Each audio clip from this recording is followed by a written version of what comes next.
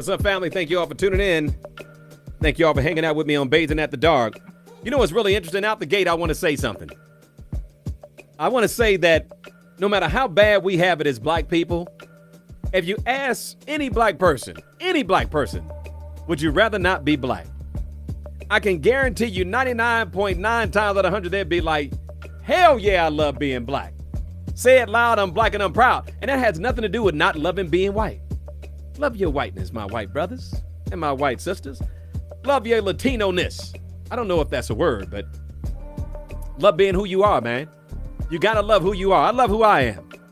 I need y'all to hit me up right now, man. I want to talk about not only white privilege and whether or not you're able to talk to your white friends. Do your white friends get it? Do your white friends understand when you say Black Lives Matter, you're not saying your life means less than mine. You're saying our lives have not counted, and they haven't. And also, have you seen the video about a young girl, the young teenage girl, who was breaking down racism to her family? Isn't that something? She had to break it down to them. Y'all need to watch the video. I got it posted right now at the top of the page. Just go check it out. You can watch it and come back and holler at me. But here she was, a teenage girl, talking to her parents about why blacks were in the situation that they're in. And of course, what they do, they pick out these one or two blacks, or these few blacks that are doing well.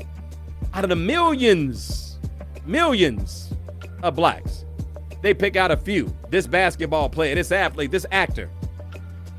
Well, ladies and gentlemen, brothers and sisters, when you all go into these neighborhoods and you all are driving through these suburbs, the whole suburb is white. 90% of it is white in most cases. Homes, subdivisions, all white. Rich part of town, 90% white. Don't tell me about the few specks of black people that are in these communities, man. There's no Fortune 500 CEOs. You know what I'm saying? I mean, there's no black networks. Come on, y'all. There's no black theater chain. Not a chain of theaters. There's no black restaurant chain, not a big one. And you can't say that's on us. Just like we had Black Wall Street. What happened? Burned it down. You know, yes, we've had a few sellouts. They know who they are. But the reality is, man, we've been stunted because of the color of our skin. Whatever the fear is, whatever the insecurity is, whatever the guilt is. Maybe it's guilt. Hell, I don't know. But that's my point tonight. Tonight, I want to ask you, when you talk to your white friends, do they get it? Do your white friends understand? And why would they be struggling to understand something so basic as white privilege? You know, when you say white supremacy and white privilege, people get all tight. Don't get tight. You've been benefiting from that.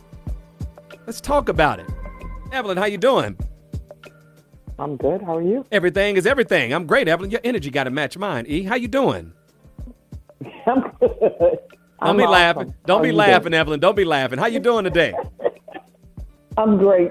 So when you talk to your white friends, everything is everything. When you talk to your white coworkers, your white friends, do they understand what you mean when you say white lives, or should I say Black Lives Matter? Absolutely not. They do not. They don't. What's the problem? They can't. What's the problem? Well, until you've walked in our shoes, until you've gone through the things that we've gone through, you can have sympathy, but you can't have empathy. That's all I need you to have. They truly don't understand. Hey, they don't understand. Hey, Ev, if you got sympathy, I'm good. You don't have to have the empathy. If you can just sympathize. I don't need sympathy, though. But I don't. They can't even sympathize because they have not gone through it. I talked to a lady who reports to me. She has no idea what's going on in the black person's daily life. She has no idea. She's clueless. Let me ask you something, Ev. How can, and white family, I know you all listen, you all better tune in and try to help me out with this one to help yourself. How can you have black friends, black coworkers who you go to work with every day and not have a clue about the reality of what's going on in their lives? How's that because possible? It doesn't affect them. They're not privy to it.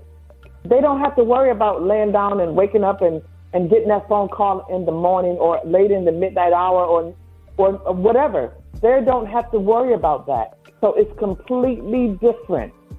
For a black person to lay down with their children out out, whether they're out at a club or visiting a friend, a white person doesn't have to worry about it. Yeah, but because it's not going to affect them. I got you, Evelyn. Just let me play devil's advocate for a minute here. If look, I'm not Mexican, okay? But when I saw those kids being locked up in the cages at the border, that hurt. Okay, that hurt. That bothered me. That made me angry. So I understood the pain of that parent being a parent. I don't have to be a Mexican parent to feel the pain and anxiety or frustration of having children locked up. So do we have to be the same race? Hold on, Eb. I just want to ask you a question. Do we have to be the same race of a person in order to understand and sympathize with their pain? Unfortunately, Mike, we do. Unfortunately, we do. I wonder how many of y'all agree with her. Call me up right. Hey, Eb, thank you for setting it off for me. Yeah, you set it off. Hey, Mike, this is Ken. How you doing? Hey, Ken, look, I just got through talking to Evelyn. Evelyn said that she believes that you have to be the same race in order to empathize, or should I say sympathize. I was like, I don't want to believe that, man. I don't want to believe that. Those white kids who out there, white adults, I'm sorry, I don't mean to call them kids. You know, the white family that's out there marching, the Asian family that's out there marching, you know what I'm saying? The Latinos out there marching, they're not black, but I think they understand and sympathize. Go ahead, partner. Right. So, you know, I respectfully disagree with that. You have to have some form of empathy for others, and that's what we're asking for now, right? Right. For others to just respect us, to have enough respect to not violate our rights as a human being. But, you know, earlier you said, have you all talked to your kids? I did talk to my daughter, and she said, Dad, what is it about my skin that offends them so much? Really? Yes. She said, what? I said, what is it? I said, it's not you. It's called ignorance, baby. Mm-hmm. A lack of knowledge. And some of them are foolish, but most of it is ignorance. I was talking to a white friend about it, and he said, Ken, I never do.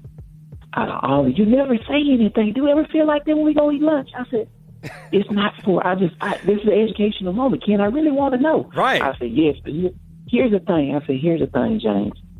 You will never understand unless someone tells you, because you're on the outside looking in. Right. But my point is, I'm sorry, finish your story, man, because I want to jump in when you're done. Go ahead. Sure. And he said, so how can I make it better? I said, the first step is acknowledging that it happened. That's the first step. But what were you about to say, Mike? I was about to say, the fact that he sat down and say, tell me and explain it to me, see, that's big to me. I don't need them to be black. They can't be black. They can't live our experience. So when a person opens up and said, look, and they're wholeheartedly trying to understand it, why can't we appreciate that and let them ride with us? They on our side, man. They on our side. Yeah. And I'll say this and get off. Black people, don't be so harsh on those who are really trying to honestly, genuinely don't know. If they're creating a dialogue, open up and let's talk to these people because they really want to help. I'll see y'all at the voting booth. Hey, Ken, no. You ain't going nowhere. Stick around, man. I want you to talk to Evan. Hold on for me. Ladies and gentlemen, if you just tuned into the show, we're talking about white skin. I'm calling the show White Skin Wednesday. And what I wanted to do is ask you whether or not you're talking to your white friends, if they understand what Black Lives Matters mean, or they straight tripping. And did you all see the video of the teenage girl? I got it posted on Michael Bajan Live right at the top of the page with her breaking it down to her parents what racism is. And she was defending her position. And her parents was just ignorant. In fact, that's what my man Ken was talking about. Ken, who's hanging on with me right now. Ken, that's what you were talking about. You were talking about that ignorance, right? Yeah, definitely. And that happens a lot. And we can't blame people for the lack of not knowing. And we shouldn't get offended by it because that creates a dialogue. But I would like to ask Evelyn, Mrs. Evelyn, I apologize. So what got you to that point where you feel like you don't have to empathize with others who are suffering? No, she said, let me tell you what she said, Ken, because we don't want to misrepresent where Evelyn's coming from. She said that they can't understand because they're not black. They can't sympathize even. And I said, I disagree. So, Evelyn, what do you say to that? Well, again, Mike, it's like this. If a person has never, ever gone through anything, if they're considered premium, if they're privileged, and they've never gone through anything, you simply can't understand what I've done, what I've gone through to get to where I'm at. Gotcha. You have no idea. I can tell you about it. You can have sympathy, but unless you've walked in my shoes, unless you've gone through the same thing, have been spit upon, have been shot at, have been whatever, beat with the whatever, you have no idea what I've gone through. Hold on. Okay, Evelyn, your response, Ken. That's why it's an educational moment. I think that's a great opportunity for you to elaborate there with those individuals. But I do agree. They can't walk in your shoes, but they can say they feel your pain. Go ahead, Evelyn. Wrap it up for me. Education is fine. Education is fine, but you still don't know what I've been through. I can sit here and tell you all day long. that I've been through.